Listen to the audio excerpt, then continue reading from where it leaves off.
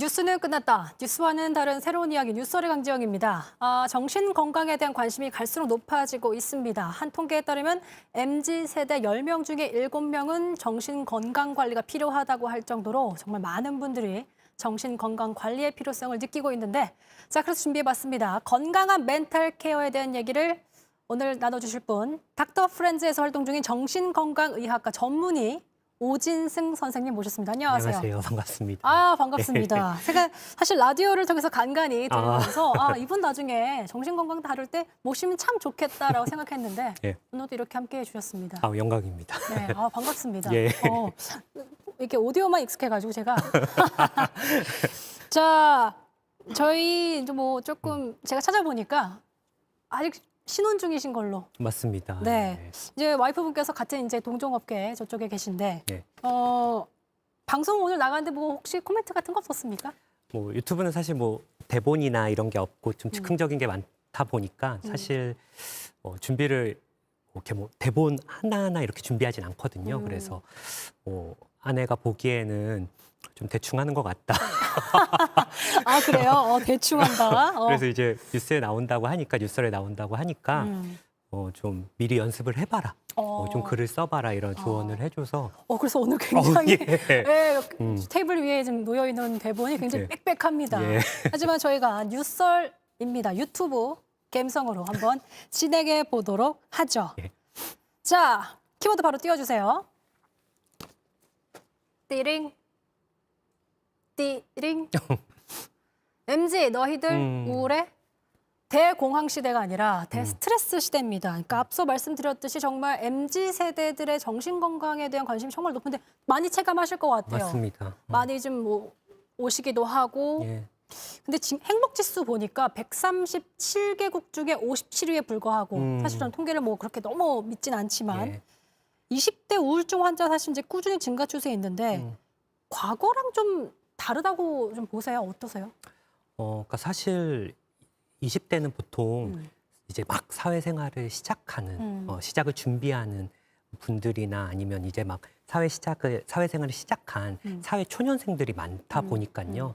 아무래도 현재 한국 사회가 좀 처한 어떤 좀 경기 침체로 인한 취업난이라던가 뭐 월세나 집값 상승으로 인한 주거 불안정 같은 거에 다른 세대보다 특히 영향을 많이 받는 세대인 것 같아요.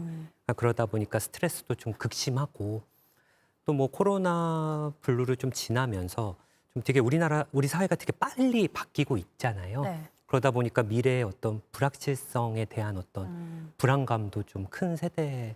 항상 저는 궁금했던 게 최근 지금의 현대 20대들이 하는 고민과 예전에 하던 20대, 90년대, 2000년대 이때 하던 20대들의 증상과 좀 많이 다른지도 궁금해요. 그때도 고민했을 거거든요. 맞아요. 근데 네. 그때랑 또 지금이 다른 게 20대는 또 요즘 1인 가구가 굉장히 많이 늘어나고 있고요. 이제 결혼 연령, 초혼 연령이 또 늦어지다 보니까 혼자서 지내는 시간이 좀 많거든요. 물론 저도 결혼이 좀 늦은 편이라 혼자 라이프를 뭐 또 다른 사람 눈치 안 보고 혼자 생활하는 그런 혼자 라이프가 또 긍정적인 면도 있지만 또 극심한 스트레스 상황일 때는 이 1인 가구인 경우는 좀 우울감이나 고립감을 더 느끼기가 좀 쉽고 또 누군가 같이 이렇게 살고 있으면 뭔가 내가 정신건강적으로 좀 안 좋을 때 좀 도와준다거나 뭐 전문가의 도움을 받게 할 수 있는데 혼자 있는 경우는 그거를 쉽게 인지하고 좀 치료로 이어지는 게 사실은 또 어려울 수도 있어서.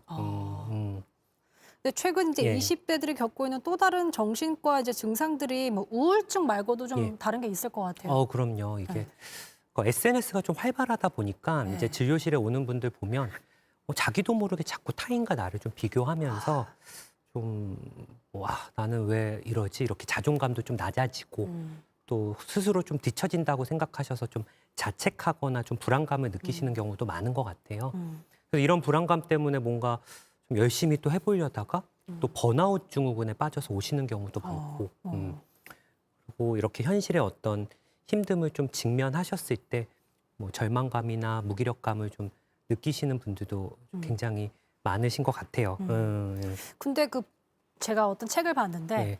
번아웃의 증상이 뚜렷하게 뭐가 있어야 이게 충족이 돼야 번아웃인데 저는 조금 이게 조심스럽습니다만 너무 그냥 조금만 많이 피곤하면 나 번아웃인가? 나 번아웃이야. 너무 쉽게 쓰는 것도 전문의가 봤을 때 조금 위험하다라고 생각이 들 수 있을 것 같아요. 어떠세요? 그러니까 어떻게 보면 요즘 우리나라 분들이 뭐 나 번아웃 같아, 나 우울해 이런 말들을 사실 예전에는 그런 말들을 하는 게 쉽지는 쉽지 않았어요. 않죠. 예. 그래서 어떻게 보면 자신의 감정을 좀 솔직하게 직설적으로 얘기한다는 긍정적인 면도 있지만 이제 또 한번 번아웃인 것 같은데 나 우울증인 것 같은데 이렇게 좀 스스로를 틀 안에 좀 가두고 나시면 진짜 모든 증상 하나하나가 좀 번아웃 같고 우울증 같고 네. 그러니까 사실 일시적인 우울감은 누구나 느낄 수 있는 맞아요. 부분인데 이제 계속 그러다 보면은 또 과하게 좀 걱정하는 분들도 있는데 근데 저는 그런 생각은 해요. 차라리 아무렇지도 않게 생각하시는 것보다는 좀 과하게 걱정하셔라. 진짜요? 예. 과하게 걱정을 해라? 되게 의외예요, 예. 사실은. 왜 그러냐면 아직까지 우리나라는 뭐 OECD 국가 중에서도 자살률이 거의 최고 수준이고 그리고 정신건강 서비스 이런 서비스 이용률이라고 해서 병원이나 뭐 정신건강 센터라든가 이런 거 이용하는 그 분들이 제일 낮은 축에 속하거든요. 그러니까 조금 과하게 생각하시고 대신 혼자서만 고민하시지 말고 전문가의 도움을 좀 받으셨으면 좋겠어요, 사실은. 꼭 전문가의 도움을 좀 받아라. 예, 예. 알겠습니다. 예. SNS가 사실 정말 유명한 감독이 얘기했죠. SNS는 인생의 낭비다. SNS에 대한 생각은 좀 어떠세요? 그러니까 예. 이런 것 때문에 자존감이 낮아지는 이런 부정적인 사이클이 계속되면 실제로 좀 SNS를 끊으라는 것도 좀 권하시는지. 예. SNS를 뭐 저희 SNS도 뭐 디지털 디톡스라고 해서 일시적으로 SNS를 좀 멀리 해보셔라.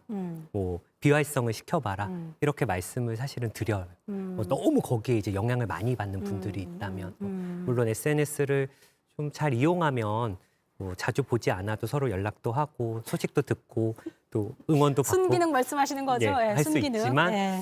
이제 뭐 좀 특히 취약해진 상태, 컨디션이 안 좋을 때는 정말 그런 안 좋은 기능, 안 좋은 영향을 많이 받는 것 같습니다. 맞아요. 안 좋은 영향들이 사실 SNS는 좋은 것만 올리기 때문에 좋은 것만 모여 있는 건데 또 그 이면은 또 모르니까. 맞아요. 네. 자, 두 번째 키워드 바로 보여주세요. 그래서 나온 게 이제 패션 우울증. 아니 이게 조금 저는 이번에 조사하면서 알았는데 네. 좀 생소했어요. 이 예. 단어 설명부터 좀 부탁드릴게요. 그러니까 사실 우리가 뭐 패션이라고 하면 뭐 앵커님이 입은 옷 그리고 뭐 시계, 선생님의 안경, 안경, 이런 것들. 가방, 장신구, 선생님의 넥타이, 넥타이 예. 선생님의 머리 스타일.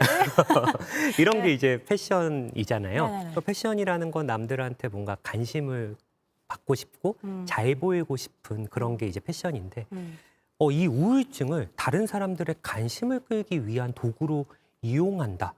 그래서 이제 인터넷 신조어죠. 패션 우울증이라는 말이 나왔어요. 아니 이제 보여줄 게 없어가지고 우울증을 보여주나 전 사실 너무 깜짝 놀랐어요. 네. 그래서 뭔가 이 패션 우울증은 이제 뭐 자해를 하는 걸 SNS에 좀 올린다거나 뭐 극단적인 어떤 선택이나 뭐 심한 우울감을 암시하는 글들을 좀 써서 이게 그러면 왜 이 사람들이 그러냐 뭐 잘 이해가 안 될 수도 있는데 좀 살다 보면 어떤 부정적인 감정을 좀 느끼기도 하고 아니면 그게 좀 심해져서 정신질환이 올 수도 있는데 뭐 좀 감정 표현이 서툰 청소년이나 성인 초기에서는 이걸 어떻게 해야 될지 잘 모르겠는 거예요. 너무 힘들고 이거 뭐 부모님이나 친구한테 말해도 되나? 그리고 전문가한테 가도 되나? 막 이런 고민들. 그랬는데 이렇게 커뮤니티 같은 데 글을 올리고 나니까 관심을 받으니까 묘하게 좀 위로가 되고 좀 스트레스도 좀 해소가 되는 느낌. 전 이거 들으면서 궁금증이 생기는 게 그럼 이게 정말 패션 우울증이 어찌 보면 약간 관종의 좀 극단에 있는 것 같은데 진짜 우울증과 패션 우울증을 좀 어떻게 구별하십니까? 그러면?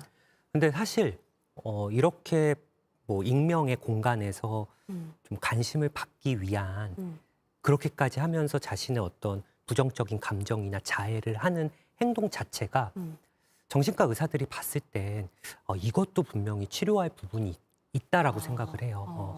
그러니까 관심을 받기 위해 자신의 힘듦을 과장했다 이런 부분들이 어쨌든 아주 정신적으로 건강한 행동은 아니라고 생각이 들기 때문에 맞아요. 뭐 그분이 뭐 자기 직접 갖고 있는 증상보다 좀 과장은 했을지언정 이렇게 좀 상담을 나눠보거나 하면 실제로 좀 치료가 필요한 경우가 꽤 있어서 예.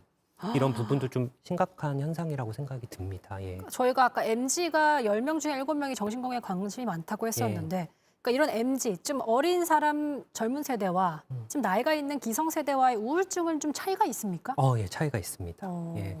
그러니까 사실 청소년 우울증 환자분들을 대하면 네. 아무렇지도 않아 보여요.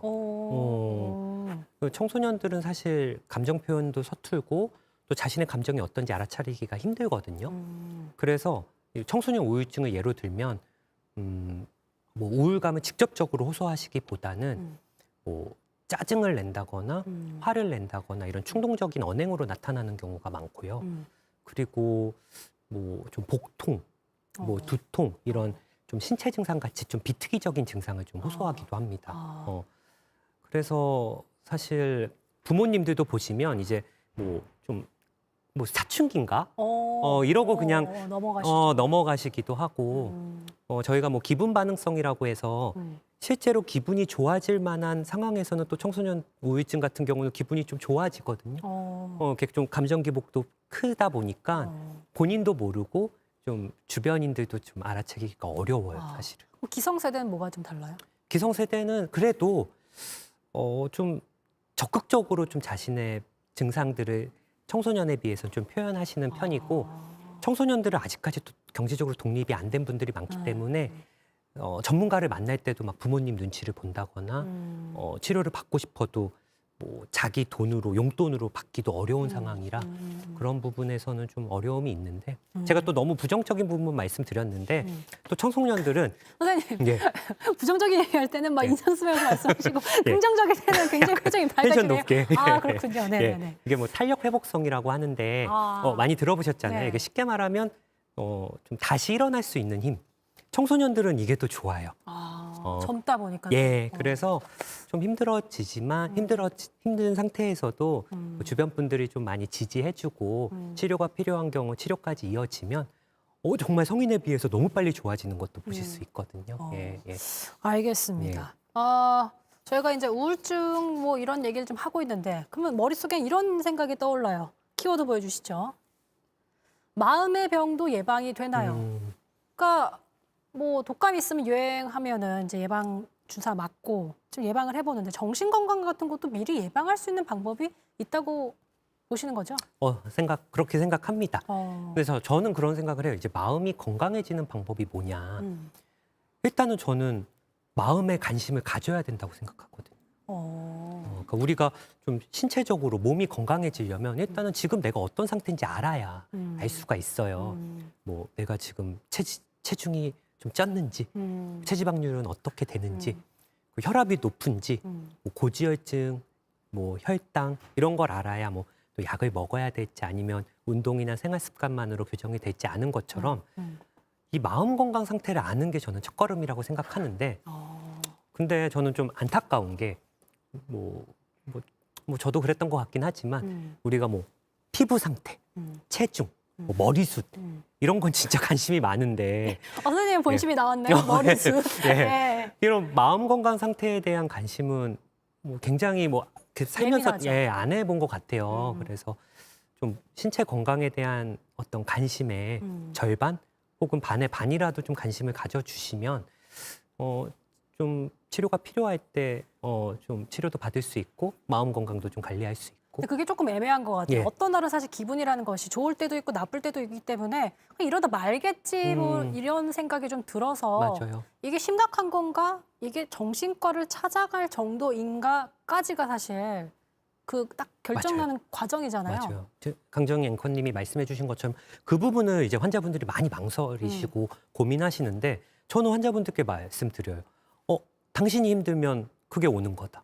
우리가 뭐 감기도 어떤 사람들은 콧물만 조금 나도 바로 병원에 가고 맞아요. 어떤 사람은 진짜 막 열이 펄펄 끓고 2주 동안 누가 봐도 야, 왜 이렇게 미련해 빨리 병원 가. 할 정도로. 근데 빨리 가면 좋은 거거든요.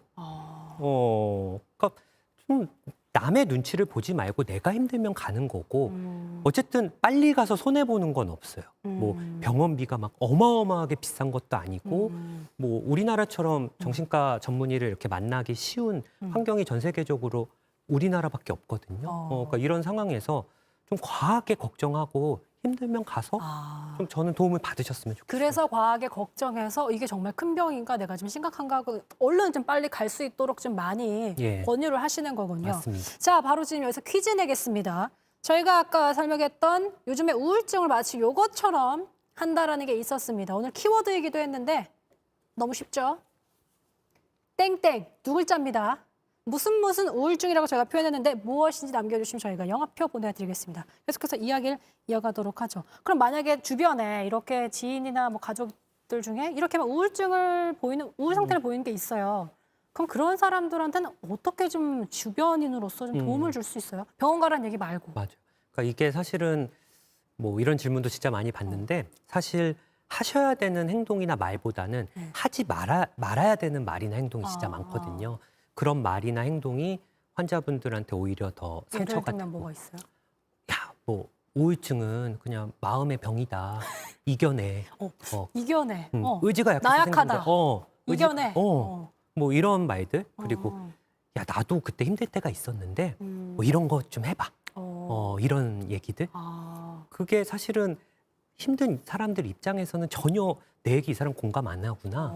이렇게 하고 또 그 얘기 들으면 어떻게 해야 될지 몰라서 화제를 막 돌리는 분들이 있거든요. 그냥 좀 그 얘기가 좀 불편하고 당황스러우니까. 부정적인.